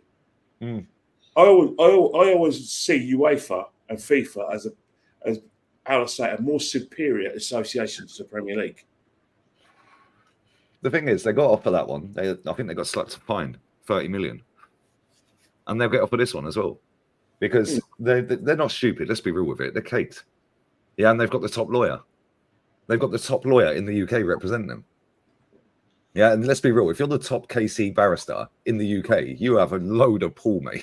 Yeah, and you can, if you say they're not guilty, who's going to argue it? Apart from top gooners that think they're both been done by. Whatever punishment City get, whether it's points deductions or fines or expulsions from, from competitions, I'll tell you one thing: they'll fight it and they'll win. They always win on appeal. They always. Yeah, facts. Listen, big up to Faz for the raid. Big up Northside. I forgot to mention him earlier. He raided as well. Big up to both of you two. What you got coming up, Jez? We've been through that when I had my buzzer go. I'm going live at 8 o'clock to do a chat about tomorrow with Dow. And then Wednesday, 6 o'clock, weekly football show. Then I'm going to be watching doing a watch along for the Bolton game. and all that dramas. So yeah, there we go. This will be fucking hilarious. You know, Man City are petty. Can't wait for City fans to play out the little panic tifo. Yeah, when we win the case, that's the barrister who's representing them. Can you imagine? Yeah, we rock up at the Etihad and there's a big tifo in the crowd of the fucking barrister. You know what? The thing is something unnerving about Man City fans, especially the prominent ones. They're so confident that they're going to get that they're going to be cleared. Do they know something we don't know? Yeah, they know their club. Yeah. And this is the thing, anyway. We know a lot about football, yeah, and you know a lot about any football. Yeah, you could probably tell me about who won the Mexican league last season. Like, do you know what I'm saying? Especially when it comes to English football, you're inside out. You're like an encyclopedia. But let's be real. Yeah, somebody like Big Steve or LB or people like that, like the ones that we see and they're on camera a lot. Yeah, they're super confident, but at the same time, yeah, like they've supported their club for donkey's years, so they will know a lot more about how their football club operates and they've got a better insight to it than somebody like me or somebody like these top gooners sitting online. Yeah, that just want and hope that they're going to get found guilty, so then we can overtake them and they get relegated. Ha ha ha! Even if they did get relegated, and let's say they went all the way down to, I don't know, League Two. What, Rangers levels? Levels. Yeah, like Rangers did. What happened? They got all the way back up, Rangers, and they won the title. And went undefeated. and undefeated, yeah, invincible. Yeah. So we'd have what, a 4-year window to get some trophies in. By which time Liverpool might get their act together. Yeah, actually sign some players. Chelsea might be back. Man United, exactly. That's what I'm saying. Newcastle can splash cash a little bit. Yeah, if they can splash a few quid, then all of a sudden. But that's the thing. That's the thing. Newcastle will be hoping that Man City get cleared, because Newcastle are thinking, hang on here, we got more money than Man City, and we can't even spend our money. Yeah, and that's the thing. And then they'll probably be speaking to Newcastle, Man City, and find out how they did it, so then they can have a go. It's crazy. These fans are just like, they're so, I don't know, they're just desperate to see a trophy, and in the right way. What do you mean the right way? There's no right way to win a trophy. You know, let's not pretend that our owner's skint, because he ain't. He's one of the richest geezers on the planet. Yeah, trapped. Yeah, let's just be real with it. Lee, Arsenal have only had millionaires running the football club. The Hillwood family were worth a few bob. You know, the David Dean is a multi-millionaire. Yeah. You know, Fishman, before he, God bless his soul, was a multi-millionaire. You know, was it Lady Richardson? She comes from multi-millionaires. So what's his name? Fucking what's his name from Peckham? Fucking Lord Harris. He's still there. He's a multi-millionaire. Yeah. So you know, and so respectfully, it's not as if it was like you know, Kevin Smith from Upper Street was running Arsenal, and him and a few friends got together, raised a bit of money, and they're now running the club. These are multi-millionaires running the football club. So it's a fact. You know, we've never been short of money, and even in fact, before the Arabs came, the Arabians came to Man City, we're the one. We outstripped them. We're the ones printing the money because we had a new stadium. Yeah, facts. The thing is, their success has come on the pitch. That last comment, Rico. According to them, like Brentford are the only team that can win that way since they practically have Mum's Pizza restaurant owner. Do you know what I'm saying? That's what I'm saying, bro. Their arguments make no sense whatsoever. They think that by not doing what Man City have done, we're doing it in the right. Well, what Man City have done, trophies, mate. They win. Lee, let's just be honest. If they did not sell those shares to Stan Kroenke and sold those shares to a Sheik or anybody else, it'd be the same thing. Everybody been celebrating back in the day. Let's just call. Well, we're seeing this with Newcastle. Yeah, True Geordie was sat on the show saying, "Oh, it's a disgrace that Man City have got these owners and this and this and this," and now he's happy that they've got their owners.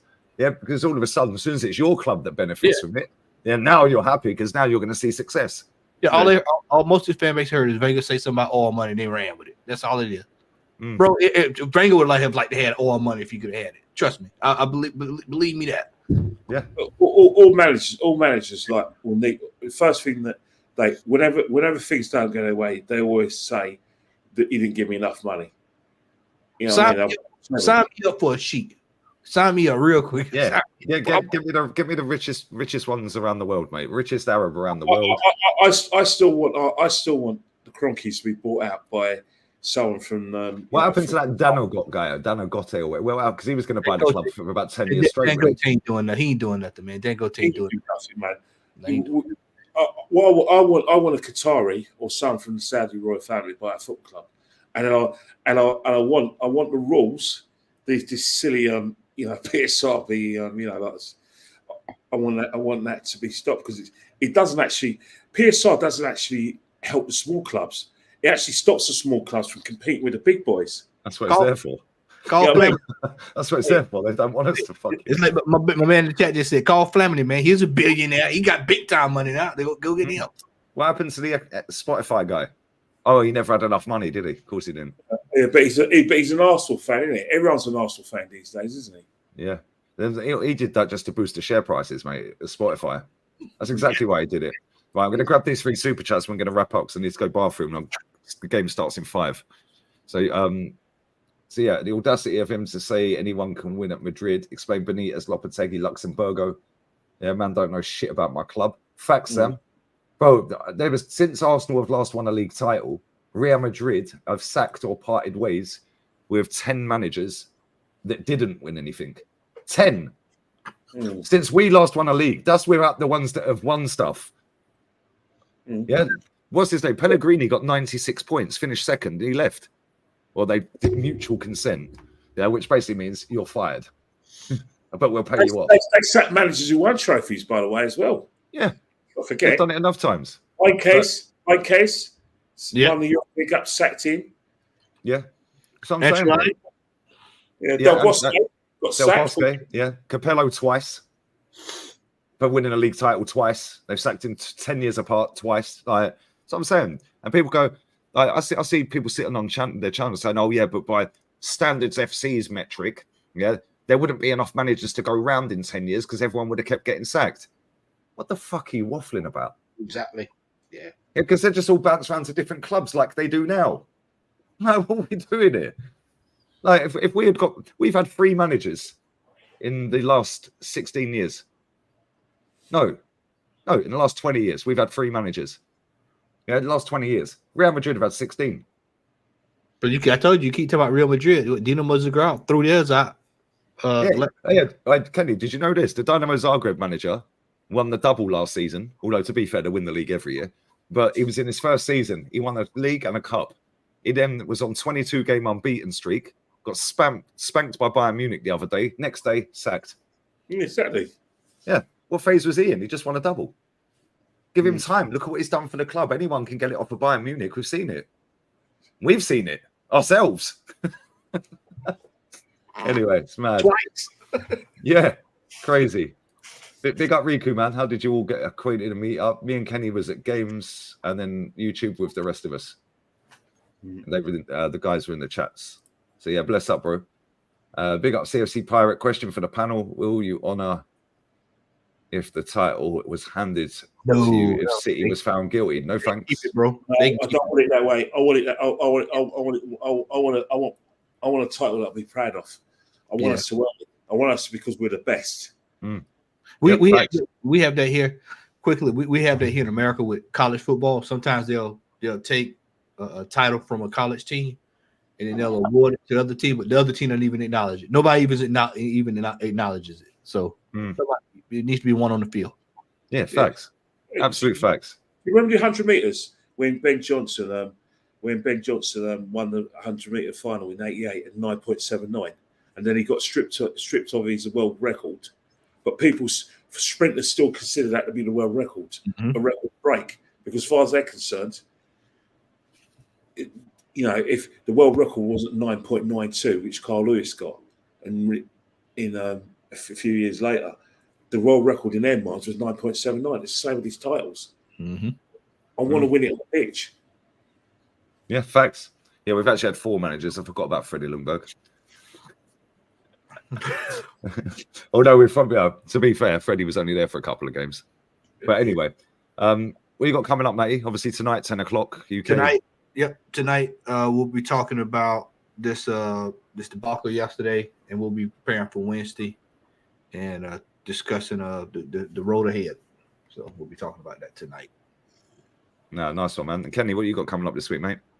Well, I've got you lady Shan because she's a massive anti-Joshua fan. So I'm gonna have to, break down what happened, and I have to reassure her that anti-Joshua could come back, although none of you guys would believe it after what you've seen.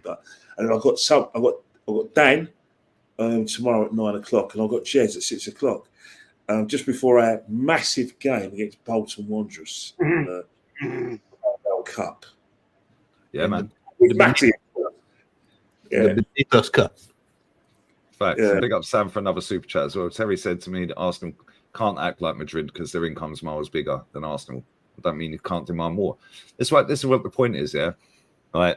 First and foremost, we've outspent Real Madrid since 2012, so there's no excuse not to have won anything apart from the old FA Cup. All right. Number two, just because their income is bigger, it doesn't mean that you can't have the mentality the same as Real Madrid of we're going to do whatever it takes to win. They do whatever it takes to win. Yeah, hiring and firing. They understand at that football club that they're paid employees. That's it. Yeah, and they have to get trophies into that club because that's their entire history. Pretty much. It's like when he sat there and said to Sam the other night, he said, what was their standards from 1966 to 1998? Well, 21 trophies. And he had it on the screen in front of him. It's like, what are we doing here, bro? Real Madrid was still winning European trophies. Just because they didn't win the European Cup for the 32 years doesn't mean that they weren't still one of the biggest clubs in Europe. And they were still winning other trophies. Yeah, but that's the thing. People get duped into believing that the Premier League is the only thing we can win. Nobody can compete with Pep. Okay, mate. Well, we were in the Europa League for how many years? Did we win it? Because last time I checked, Pep weren't in there. Pep's never been in there. So how comes we've never won one? Oh, sorry, my bad. We lost to Diego Simeone in a semi.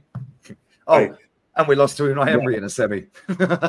And we lost to fucking, what's his name? Who was that fucking Chelsea? Not Avram Grant. What was his fucking name? Chelsea's manager when we lost in Baku. Oh, bloody hell! Remember? Sorry. Sorry, yeah. You know what? Sorry, that was his first trophy he ever won. Yeah, that's what I'm saying. We lost to him, so we can say, okay, cool. You lost to Simeone and that in a semi. Yeah, but we lost to Villarreal in a semi. Yeah, and we lost to him in a final. Come on. Trossard was pissed that season. He had to stop smoking on the sideline. The coach, he was pissed. He couldn't smoke on the sideline. He could wait to leave Chelsea as well, couldn't he? Yeah, because he could smoke on the sideline, man. It's crazy. We are going to wrap this up, though, lads. I'm going to go toilet quickly. This Betis game is about to kick off against Mallorca. It's going to redirect to there. Jez is going live. Matty's live at 10. And, I'm going to do this game. So they're just doing a minute's silence. But yeah, I'll be literally back in about 2 minutes. Big up to everyone who's been on the panel. Big up to you guys as always. Big up to the chat for the love always. And I'll see you in about 2 minutes. Cronky out. Edu out. So.